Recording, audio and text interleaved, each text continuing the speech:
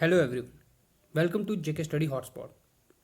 My dear friends, आज हम इस वीडियो में डिस्कस करेंगे कि जो जेके बैंक का एग्ज़ाम है, चाहे वो जेके बैंक क्लर्क का एग्ज़ाम है और जेके बैंक पीओ का एग्ज़ाम है, तो उसके कुछ हम इम्पॉर्टेंट पॉइंट्स देखेंगे कि उन पॉइंट्स को हम फॉलो करेंगे और हम 100% सक्सेस अचीव करेंगे, चाहे वो हमारे क्लर्क का एग्ज़ाम हो चाहे हमारा पीओ का एग्ज़ाम हो। तो जो मोस्ट इम्पॉर्टेंट पॉइंट्स हैं जिनको हमें फॉलो करना ही करना है, और इन पॉइंट्स को अगर हम प्रॉपरली फॉलो करेंगे तो चाहे हमारा क्लर्क का एग्ज़ाम हो चाहे हमारा पीओ का एग्ज़ाम है, हम दोनों एग्ज़ाम्स को ईजिली क्रैक कर सकते हैं। तो ये वीडियो ज़रूर ध्यान से देखिएगा और जो मैं पॉइंट्स बता रहा हूँ इन पॉइंट्स को आप फॉलो कीजिएगा। अगर फॉलो करेंगे आप अच्छे से इन पॉइंट्स को तो आप भी ईजिली क्रैक कर सकते हैं जेके बैंक के एग्ज़ाम को।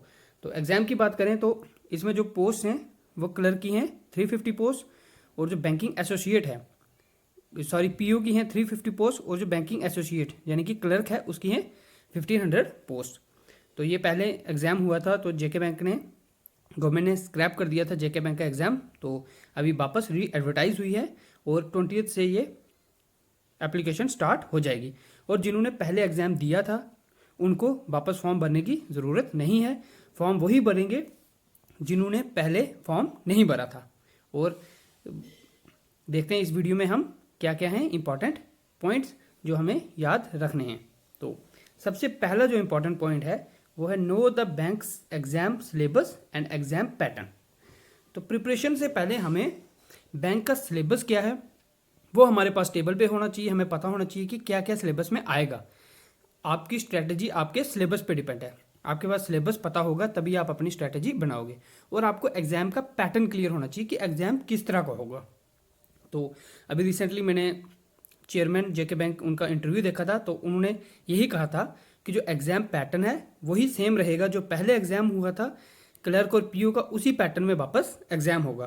क्लर्क में पहले हुआ था सिर्फ प्रीलिमिनरी एग्ज़ाम, और इस बार भी जो क्लर्क का एग्ज़ाम होगा वो सिर्फ एक ही एग्ज़ाम होगा, सिंगल टीयर एग्ज़ाम होगा क्लर्क का, यानी कि प्रीलिमिनरी एग्ज़ाम होगा, और वो 100 मार्क्स का होगा और 60 मिनट्स जो टाइम फ्रेम वर्क होगा। सेक्शनल आपको 20 मिनट्स के 3 स्लॉट्स होंगे, एक रीजनिंग के लिए, एक मैथमेटिक्स के लिए और एक इंग्लिश के लिए। तो क्लर्क में सिलेबस आपका यही है, रीजनिंग, मैथ्स और इंग्लिश। आपको सिर्फ प्रीलिमिनरी पास करना है क्लर्क में। तो जो पीओ का एग्ज़ाम है वो 3 टियर एग्ज़ाम है। आपको फर्स्ट ईयर में आपको प्रीलिमिनरी देना होगा, उसके बाद मेंस देंगे, और मेंस आपका क्लियर हो गया तो लास्ट स्टेज है इंटरव्यू की। तो आपको पैटर्न पता होना चाहिए, पैटर्न क्या है, क्लर्क का प्री है और जो पीओ है उसका 3 टियर सिस्टम है।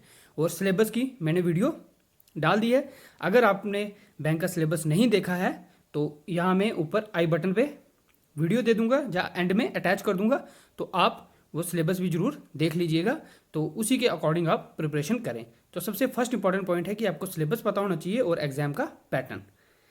इसके बाद नेक्स्ट है क्रिएट अ स्टडी प्लान। तो जब आपने सिलेबस देख लिया उसके बाद आप अपनी प्रॉपर प्लानिंग करें।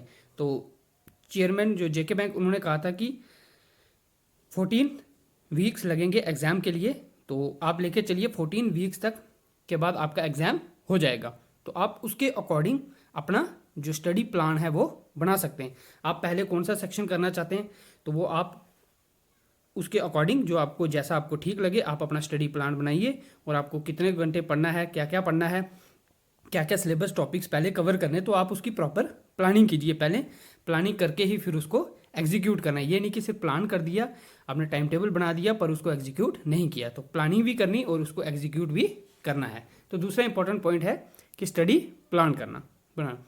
उसके बाद है बेस्ट रिसोर्सेज। तो बेस्ट रिसोर्सेज को यूज़ करना, जो आप रिसोर्सेज यूज़ कर रहे हैं, जो स्टडी मटेरियल यूज़ कर रहे हैं, आप कोई बुक ले रहे हैं, आप कोई कहीं से यूट्यूब चैनल किसी से वीडियो देख रहे हैं, जो भी देख रहे हैं आप, तो बेस्ट अच्छे रिसोर्सेज से आप वो यूज़ कीजिए। आप चाहे टेस्ट सीरीज़ आप परचेज़ कर रहे हैं तो अच्छे जो रिसोर्सेज हैं वहाँ से जिनके रिव्यूज़ देख के आप वो टेस्ट सीरीज़ है जो कुछ भी है वो आप यूज़ कर सकते हैं। तो नेक्स्ट है यूज़ बेस्ट रिसोर्सेज। उसके बाद है identify and work on the weak areas. तो जो आपके वीक एरियाज हैं उनको आइडेंटिफाई करना और फिर उनके वर्क करना। जैसे सपोज आपका किसी का जो आर्ट से बैकग्राउंड से है तो उसका मैथमेटिक्स वीक है, तो मैथमेटिक्स में भी कुछ ऐसे टॉपिक होंगे जो उसको बिल्कुल नहीं आते होंगे, तो आपको वो आइडेंटिफाई करने हैं और उन पे वर्क करना है कि उन टॉपिक्स को कैसे किया जाए और कहाँ से किया जाए।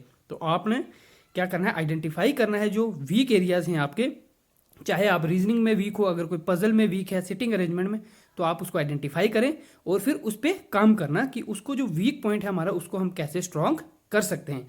आपको क्या क्या करना है, कहाँ से आपको उसको पढ़ना है, आपको प्रैक्टिस की ज़रूरत है, आप उसके मॉक टेस्ट दीजिए, वो आपको अवेलेबल हैं, आपको कहीं पे भी मिल सकते हैं। आप सेक्शनल वाइज जो आप जैसे अड्डा 247 ऐप है, आप वहाँ देख सकते हैं, ग्रेड अप पे देख सकते हैं, तो वो ऐप आप डाउनलोड कर लीजिए और उसके बाद वहाँ पे आपको सेक्शनल वाइज आपको मिल जाएंगे। जैसे आपको पजल नहीं आ रही तो आपको पजल के वहाँ पे क्वेश्चंस मिल जाएंगे, आपको सिटिंग अरेंजमेंट नहीं आ रही वो मिल जाएगा, आपको प्रॉफिट एंड लॉस समझ नहीं आ रहा उसके क्वेश्चंस आपको करने हैं तो वो आपको सेक्शन वाइज वहाँ पे मिल जाएंगे। तो आप आइडेंटिफाई कीजिए वीक पॉइंट्स और उन पर काम करना स्टार्ट कर दीजिए। उसके बाद है डेवलप एंड एग्जामिनेशन मॉड्यूल। तो एग्जामिनेशन मॉड्यूल को डेवलप करना कि आपका जो एग्ज़ाम है किस तरह से आएगा और आपको उसी तरह से प्रिपरेशन करनी है। अब आपको पता है बैंक का एग्ज़ाम ऑनलाइन है, आपको ऑनलाइन एग्ज़ाम देना है, तो इसके लिए आप जो प्रैक्टिस है वो आपको भी ऑनलाइन प्रैक्टिस करनी है। ये नहीं कि आप पेपर पेन लेके ही सॉल्व करते रहें, टेस्ट सीरीज आप क्वेश्चन पेपर में ही करते रहें तो आपका एग्जामिनेशन क्रैक नहीं होगा। ये 100% गारंटी है कि अगर आप मॉक टेस्ट नहीं देंगे तो बहुत ही चांसेस हैं कि आपका एग्ज़ाम क्रैक नहीं होगा। तो बैंक के लिए आपको मॉक टेस्ट जरूर देने पड़ेंगे, ऑनलाइन आपको टेस्ट सीरीज़ देनी पड़ेगी। अगर आप टेस्ट सीरीज़ दोगे तभी आपका एग्ज़ाम क्रैक होगा, क्योंकि आपको यहाँ पे टाइम मैनेज करना है। आपको 20 मिनट्स में 35 क्वेश्चंस करने हैं मैथ्स के, 35 करने हैं रीजनिंग के, तो वो तभी होंगे जब आपकी स्पीड डेवलप होगी। आपने मॉक टेस्ट दिए होंगे, आपने टेस्ट सीरीज दी होंगी बहुत सी, तो आपकी जो स्पीड है वो डेवलप हो जाएगी। तो इसके लिए आपको एग्जामिनेशन मॉड्यूल को अपनाना पड़ेगा, किस तरह का एग्जामिनेशन है और आपको उसी प्रकार से अपनी प्रिपरेशन करनी है। फर्स्ट ऑफ ऑल आपको सिलेबस कंप्लीट करना है, आप सभी टॉपिक्स अच्छे से समझें और बीच बीच में जैसे आपका कोई टॉपिक खत्म हो रहा है, आपने प्रॉफिट एंड लॉस खत्म कर लिया, तो आपने क्या करना है कि जो मैंने ऐप्स बताई, जैसे आपको ग्रेडअप बता दिया, अड्डा 247 और भी बहुत सी हैं, तो आप जब गूगल पे भी आप सर्च कर सकते हैं, तो वहाँ पे जो मॉक टेस्ट हैं सेक्शन वाइज, आपने प्रॉफिट एंड लॉस किया, आपने पजल किया, आपने सिटिंग अरेंजमेंट किया, आपने इनइक्वलिटी किया, तो आप उन टॉपिक्स की प्रैक्टिस करें। वहाँ पे आपको क्वेश्चंस मिल जाएंगे, बहुत से इंटरनेट पे इतना मटेरियल है कि आपसे सारा भी नहीं हो सकता, तो आप वहाँ से लीजिए मटेरियल और वो प्रैक्टिस कीजिए। आप मॉक टेस्ट दीजिए, टॉपिक कर रहे हैं तो उस टॉपिक को समझने के बाद वहाँ पे छोड़ना नहीं है, आपने उसकी MCQ सॉल्व करने हैं। आप पाइप एंड सिस्टम्स कर रहे हैं, आप उसके क्वेश्चन सॉल्व कीजिए, आप 3-4 उसके 5-6 टेस्ट दीजिए, फिर आप नेक्स्ट आगे चलिए। तो आपने मॉड्यूल को डेवलप करना है, एग्जामिनेशन मॉड्यूल किस तरह का है उसी तरह का आपने प्रिपरेशन करनी है। इसके बाद नेक्स्ट जो पॉइंट है वो है practice with previous papers and mock test.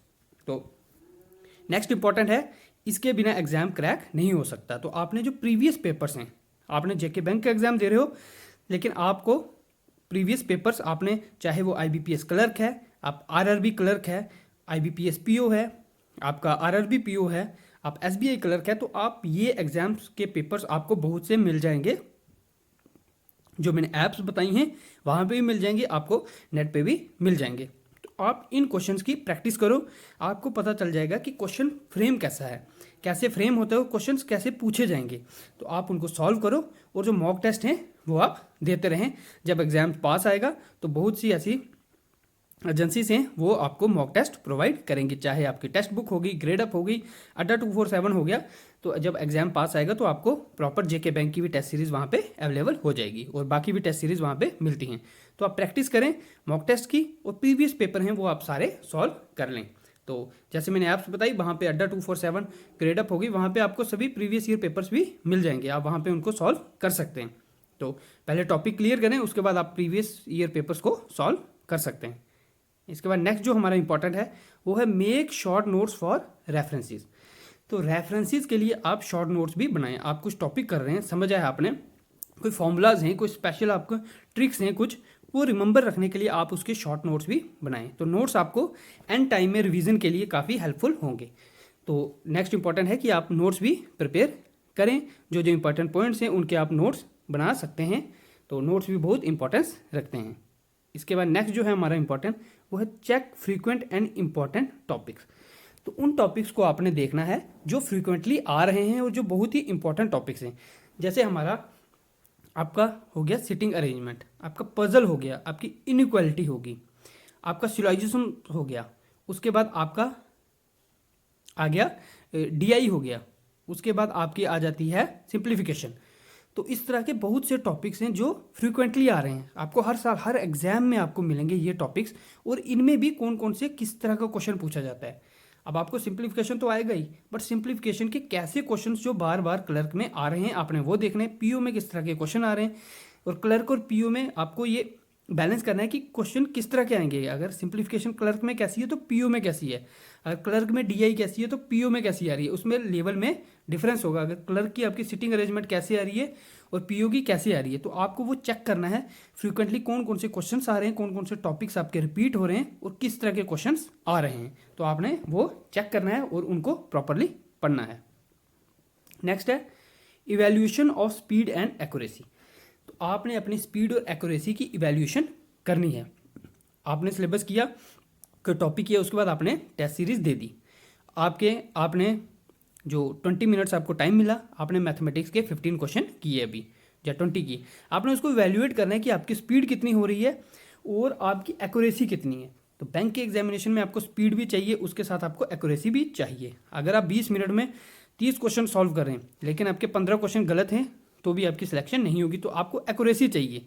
तो अगर आप कितने क्वेश्चन कर रहे हैं तो उतने आपके ठीक भी होने चाहिए, तो आपको स्पीड के साथ साथ एक्यूरेसी मेंटेन करनी है। तो आप टेस्ट सीरीज देंगे तो आपने टेस्ट सीरीज में यही चीज़ नोट करनी है, दो चीज़ें इंपॉर्टेंट नोट करने वाली हैं टेस्ट सीरीज में। फर्स्ट ऑफ ऑल आपकी स्पीड स्टार्टिंग में बहुत कम होगी, शायद आप शुरू में 20 मिनट्स में 7-8 क्वेश्चन ही कर पाएँ मैथमेटिक्स या रीजनिंग के, उसके बाद आपकी आस्ता आस्ता बढ़ेगी। तो डीमोरलाइज आपने नहीं होना, क्योंकि शुरू में जो भी न्यू स्टूडेंट है उसकी स्पीड कम ही होगी। तो उसके बाद आप 12 पे जाएंगे, 15, 18, 20, 25 ऐसे आप बढ़ती चलेगी आपकी स्पीड। लेकिन स्पीड के साथ आपने एक्यूरेसी भी डेवलप करनी है। अगर एक्यूरेसी नहीं होगी तो स्पीड की कोई वैल्यू नहीं है। तो स्पीड के साथ साथ आपने अपनी एक्यूरेसी को भी डेवलप करना है, उसको एवेल्युएट करना है और आपने देखना है कि हमारी डेवलप हो रही है या नहीं। अगर नहीं हो रही है तो आपको उस पर डेवलप करने के लिए क्या काम करना है, तो इवैल्यूएट करेंगे स्पीड और एक्यूरेसी को। उसके बाद नेक्स्ट है मैनेजिंग ओवरऑल टाइम। तो आपने ओवरऑल टाइम को मैनेज करना है। आपने 20 मिनट्स मैथमेटिक्स को देने हैं, तो 20 मिनट्स में आपने मैथमेटिक्स के क्वेश्चन अच्छे से सॉल्व करने की कितने क्वेश्चन मैं मैक्सिमम कर सकूं। आपने रीजनिंग में 20 मिनट्स देने और आपने इंग्लिश में 20 मिनट्स देने हैं। तो आपने जो स्टडी करनी है वो इसके अकॉर्डिंग करनी है। आप प्रॉपरली एग्जाम के पैटर्न से ही आपने पढ़ना है। तो टेस्ट सीरीज देंगे, अगर आप मैन्युअली भी दे रहे हैं तो आप उसको भी आप स्टॉप वॉच रख दीजिए और प्रॉपर टाइम के अकॉर्डिंग आप कीजिए। और आप किसी भी क्वेश्चन पे अटक गए हैं तो उस पर अटके नहीं रहना, क्योंकि आपका टाइम वेस्ट हो जाएगा। तो उसको स्किप करो और आगे चलो। किसी भी क्वेश्चन को 1 मिनट से ज़्यादा टाइम देना ही नहीं है। अगर आप 1 मिनट पे अटक रहे हो, अगर आपको लग रहा है इसमें आधा या 1 मिनट और लग जाएगा, तो आप उस क्वेश्चन को छोड़ो और आगे चलो। तो स्किप बहुत जरूरी है बैंक में। आपको स्किप का पता होना चाहिए कि आपको कौन कौन सा क्वेश्चन स्किप करना है, तो कौन से क्वेश्चन आपको पहले सॉल्व करने हैं और कौन से बाद में सॉल्व करने हैं। तो मैनेज करना है आपने अपना ओवरऑल टाइम। इसके बाद newspapers are of a vital help. तो न्यूज़पेपर्स भी आपकी बहुत हेल्प करेंगे। आप एक स्टैंडर्ड न्यूज़पेपर पढ़ सकते हैं, चाहे द हिंदू हो गया, इंडियन एक्सप्रेस हो गया, टाइम्स ऑफ इंडिया हो गया। तो इससे होगा आपकी वोकेबलरी डेवलप होगी और आपको इंग्लिश का जो पेपर आएगा उसमें काफ़ी हेल्प मिल जाएगी। तो न्यूज़पेपर भी आप पढ़ें तो आपको चाहे प्री का एग्जाम हो गया चाहे मेंस में आपको इसकी हेल्प मिलेगी। तो न्यूज़पेपर भी बहुत इंपॉर्टेंस रखते हैं। नेक्स्ट है कॉन्फिडेंस एंड पॉजिटिविटी।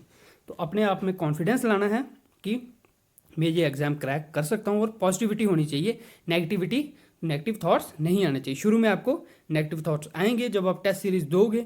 आप अगर नए स्टूडेंट हो, आपके 20 में से आपके 5 या 6 मार्क्स ही आएंगे। तो शुरू में अगर आप नए स्टूडेंट्स हो तो मैथमेटिक्स के आपके 5, 6, 7 इसी के करीब मार्क्स आएंगे। तो आपने वहाँ से डिमोरलाइज नहीं होना, क्योंकि आप जब प्रैक्टिस करोगे, आप आगे बढ़ते रहोगे, आप 15 डेज 1 मंथ आप ऐसे प्रैक्टिस करते चलोगे तो आप इजीली 20 के पास पहुंच जाओगे। तो जब एग्ज़ाम आएगा तो एग्ज़ाम के आसपास आप 30 मार्क्स तक इजीली 30 मार्क्स भी क्रॉस कर सकते हो।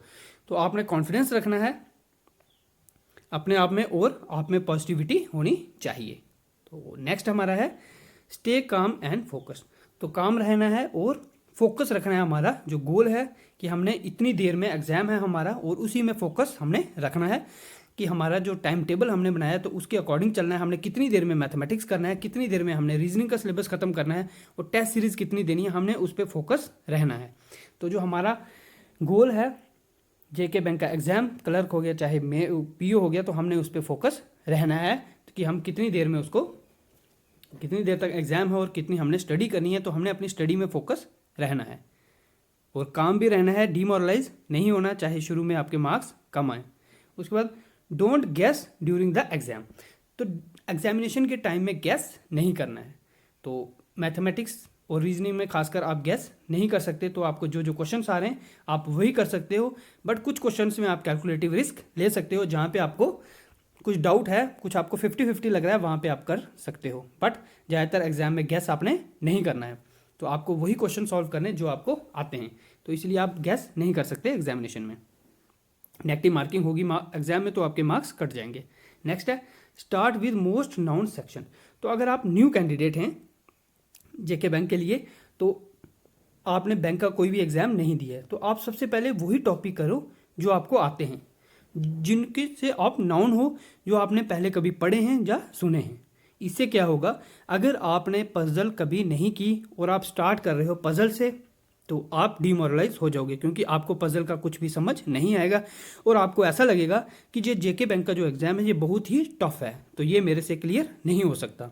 तो आप उसी वक्त डिमोरलाइज हो जाओगे और आपकी स्टडी सारी डिस्टर्ब हो जाएगी। इसीलिए आप वही टॉपिक करो। आप सिंप्लीफिकेशन पकड़ो, सबसे पहले बेसिक टर्म्स करो। आप जो रीजनिंग आ रही है, रीजनिंग में जो बेसिक्स रीजनिंग के क्वेश्चन है आप वो करो इजीली। जैसे सिटिंग अरेंजमेंट है वो पकड़ लो, आप सिंपल क्वेश्चन करो।